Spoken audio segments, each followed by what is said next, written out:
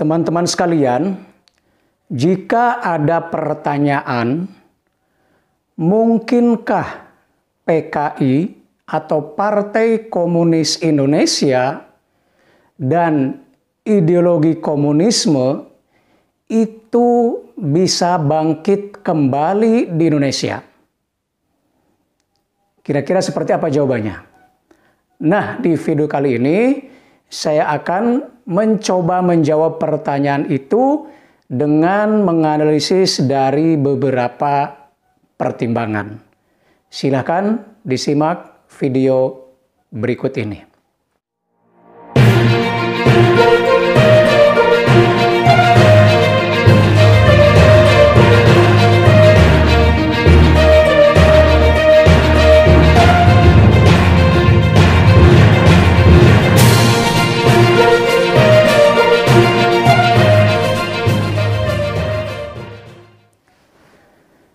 Teman-teman sekalian, kita tahu bahwa PKI atau Partai Komunis Indonesia itu adalah partai terlarang.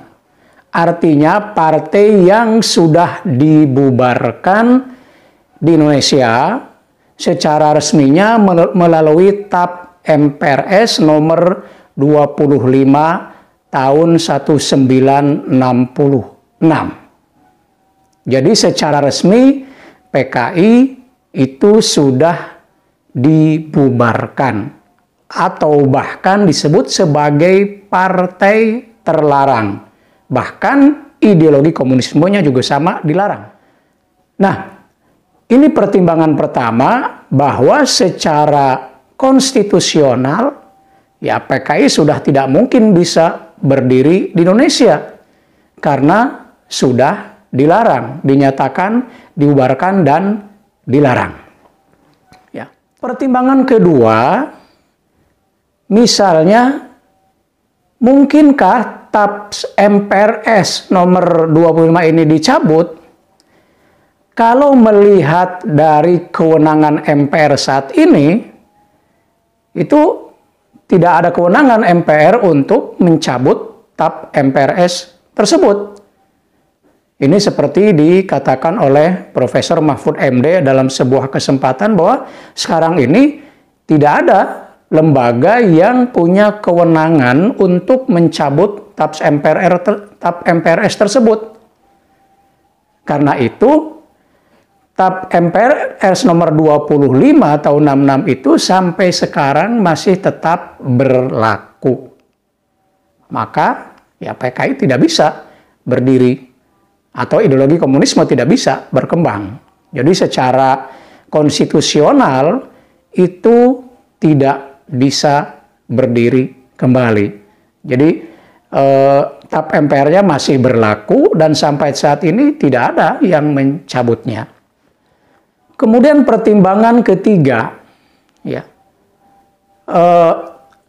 komunisme, ideologi komunisme dengan partainya, partai komunis, itu hanya bisa berkembang, bahkan kemudian dominan, itu jika dia ada di sistem politik komunisme dengan one party system atau sistem partai tunggal.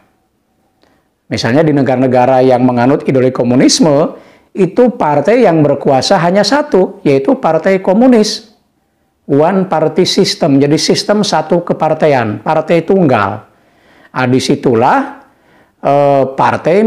partai komunis menjadi dominan. Dialah yang paling berkuasa, yang menjadi kepala negaranya juga dari partai itu tersebut. Ya, beberapa negara dengan sistem komunisme itu bisa memungkinkan terjadinya seperti itu. Tapi di negara-negara dengan sistem multipartai seperti Indonesia itu agak sulit, ya, agak sulit. Memang pernah terjadi di Indonesia dulu ya, tapi untuk saat ini rasanya tidak memungkinkan untuk terjadi seperti dulu lagi ya. Oke. Pertimbangan yang keempat, menurut saya ideologi komunisme itu sudah tidak punya daya tarik. Ya. Bahkan kalau kita belajar dari Karl Marx sebagai pencetus, komunisme itu sebenarnya hanya hayalan Marx dan tidak pernah terjadi dalam kenyataan. Ya. Sehingga sebenarnya komunisme bukan sesuatu yang memiliki daya tarik bagi masyarakat Indonesia, apalagi saat ini. Ya. Bahkan saya mengatakan ideologi komunisme itu ya cenderung merupakan produk gagal, karena itu tidak akan membuat masyarakat Indonesia tertarik. Hanya kalau ada orang yang mau baca-baca, ya itu hanya sekedar baca-baca. Tapi kalau menjadikannya sebagai ideologi hidupnya, itu rasanya